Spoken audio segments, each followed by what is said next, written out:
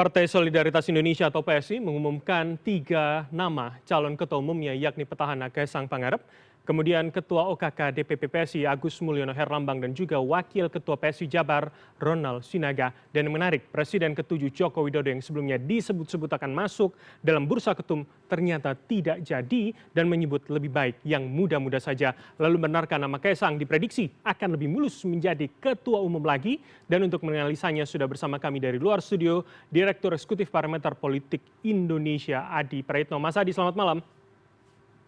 Selamat malam, Mas Bram.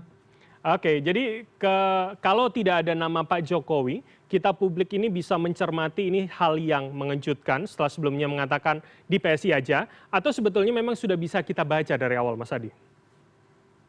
Saya sejak awal sebenarnya tidak terlampau yakin bahwa Jokowi akan menjadi salah satu kontestan sebagai calon ketua umum di PSI.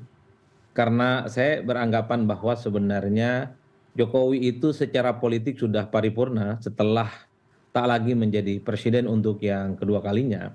Jadi praktis setelah itu saya menganggap bahwa Jokowi tidak punya intensi apapun untuk membuktikan diri kepada publik sebagai salah satu politisi dan sebagai salah satu orang yang pernah bertanding di negara ini.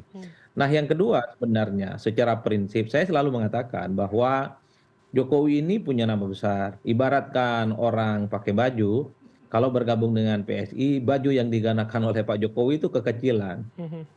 Jadi untuk ukuran Jokowi yang punya nama besar, sekalinya mau berpartai mestinya harus bergabung dengan partai-partai besar, misalnya seperti Golkar, seperti Gerindra, setelah tak lagi bersama PDIP tentu saja. Oleh karena itu dua argumen ini yang sepertinya saya sejak awal sangat tidak yakin bahwa Jokowi itu akan mencalonkan diri sebagai calon ketua umum PSI. Oke. Tapi itu semua kemudian berakhir spekulasi-spekulasi yang berkembang setelah misalnya Kaisang secara definitif mencalonkan diri sebagai ketua umum PSI untuk yang kedua kalinya. Bagi saya itu kan mengamputasi spekulasi dan dugaan-dugaan soal Jokowi bergabung dengan PSI sebagai calon ketua umum. Oke. Karena apapun judulnya ya Kaisang ini adalah replika politik, duplikat politik dari Jokowi. Oke. Karena kita juga tahu bahwa selama ini PSI itu kiblat politiknya adalah ke Jokowi. Kan tidak mungkin kalau kemudian misalnya Jokowi mencalonkan diri sebagai ketua umum dan pada saat yang bersamaan Kaisang pun juga maju sebagai calon ketua umum. Ya. Itulah yang saya sebut sebagai akhir dari spekulasi soal Jokowi maju setelah Kaisang mencalonkan diri sebagai calon ketua umum PSI untuk yang kedua kalinya. Oke, Mas Adi, kalau Anda tadi mengatakan kiblatnya adalah ke Pak Jokowi begitu, jadi artinya harusnya secara di atas kertas Mas Kaisang akan cukup populer begitu ya, walaupun ada 3 calon? Kalau mau jujur sebenarnya Mas Bram, tentu tanpa harus mendahului kehendak Tuhan. Saya mengatakan hakul yakin sejuta persen bahwa ketua umum PSI nanti yang akan terpilih adalah Kaisang Pangarep dibandingkan dua kompetitor yang lainnya. Kenapa begitu? Itu tadi argumennya. Kaisang itu apapun judulnya, putra ideologis dan biologisnya Pak Jokowi. Kita pun juga tahu bahwa kalau kita menyebut sebenarnya kiblat politik, imam besar politik dari PSI itu adalah Jokowi. Bahkan sejak beberapa waktu yang lalu, bahkan sebelum terjadi gonjang-ganjing dan huru-hara antara Jokowi dan PDIP, PSI dalam sejumlah kopdar yang mereka lakukan, Kopdarnas namanya, mereka mengusung jargon yang disebut dengan Jokowisme.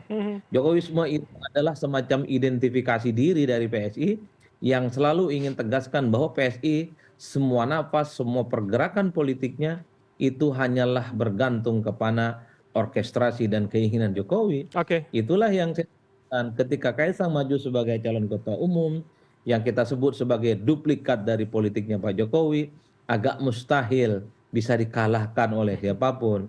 Karena apapun judulnya, Kaisang ini adalah Jokowi Junior, Oke, Mas baik. Bram.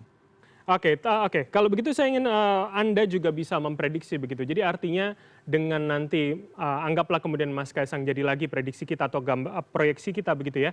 Artinya seberapa PSI akan juga bisa kalau target tentu adalah lolos di 2029 karena kalau saya bandingkan di PSI 2024 ternyata angkanya lumayan jauh 2 kali lipat 4,2 juta suara ini 2 kali lipat dari 2019 hanya 2,6 juta Mas. Artinya dengan ketum yang sama akan sama kira-kira atau akan bisa lagi dalam bayangan Anda?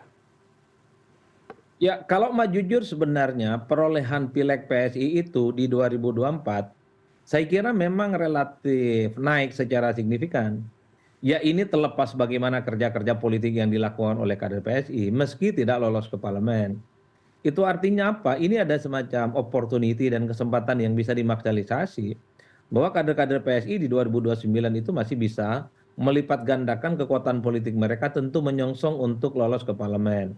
Apalagi pada saat yang bersamaan tentu kita tahu bahwa putusan Mahkamah Konstitusi sudah memutuskan bahwa ambang batas parlemen itu tak lagi 4%, tapi di bawah itu bisa 3%, bisa 3,5, atau jangan-jangan di bawah 3%. Itulah yang kemudian bisa disebut sebagai harapan sebenarnya ketika Kaisang kembali terpilih sebagai ketua umum, maka potensi untuk meloloskan PSI untuk yang pertama kalinya ke parlemen itu cukup terbuka lebar.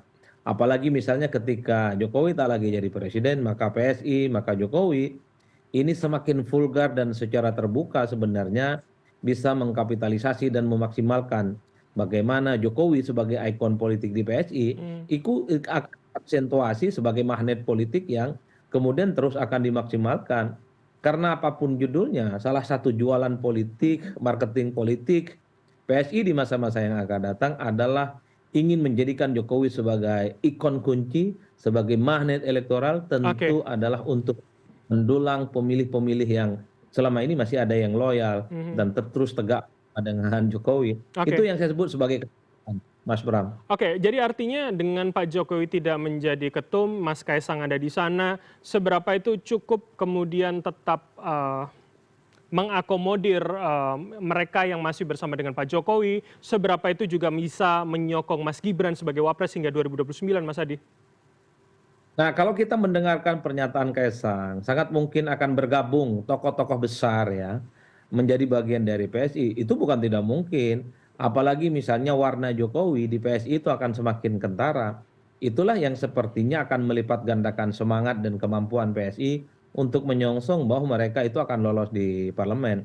Tapi bagi saya secara prinsip ya, sepertinya memang PSI di 2029 ini akan all out ya, bukan hanya mengkapitalisasi Jokowi, bahkan sepertinya juga akan menjadikan Gibran sebagai salah satu magnet yang akan mereka proyeksikan sebagai bagian penting bagaimana PSI itu akan dijadikan sebagai partai yang kemudian relatif kompetitif di masa-masa yang akan datang. Mhm. Jadi itulah yang saya sebutkan, mempertahankan Kaisang sebagai ketua umum PSI untuk yang kedua kalinya ini adalah mempertegas bahwa sebenarnya PSI itu adalah partainya Jokowi. Jokowi itu adalah warna politiknya dari PSI. Jadi sekalipun misalnya Pak Jokowi itu tidak ber-KTA PSI, bukan menjadi ketua umum PSI, tapi yakinlah bahwa sebenarnya publik tahu basis pemilih, jualan politik, basis-basis konstituen, termasuk juga para loyalis-loyalis Jokowi, dan satu sama yang lain itu akan saling berkelindan dengan kepentingan PSI. Nah, yang menjadi tantangan terbesar adalah terutama kepada loyalis-loyalis Pak Jokowi, adalah mereka-mereka yang kemudian tergabung dalam apa namanya para relawan-relawan yang memang kelihatannya mereka juga tidak terlampau happy, Mhm. tidak terlampau nyaman kira-kira kalau Pak Jokowi itu bergabung ke PSI secara struktural. Besar harapan dari relawan itu Pak Jokowi bikin partai politik sendiri. Artinya apa? Di luar PSI tidak ada garansi sebenarnya para relawan-relawan politiknya itu akan menjadi bagian dalam pileg ya, terutama memenangkan PSI lolos ke parlemen untuk yang pertama kalinya. Tapi yang kawan-kawan relawan sebutkan itu mungkin akan tegak lurus ke Jokowi, terutama pilihan politiknya di Pilpres. Oke. Tapi kalau untuk pileg itu nanti dulu dan tak ada jaminan apapun, Mas. Oke. Karena prinsip relawan ini bukan soal kemana partainya Jokowi, tapi kemana orkestrasi dan fatwa Jokowi, terutama bagaimana memenangkan pertarungan di Pilpres. Mhm. Oke, itu akan menjadi tantangan bagi kepengurusan yang baru nanti. Kita akan lihat seperti apa. Terima kasih Mas Adi Praitno, Direktur Eksekutif Parameter Politik Indonesia telah bergabung sama kami. Selamat malam, sehat selalu Mas.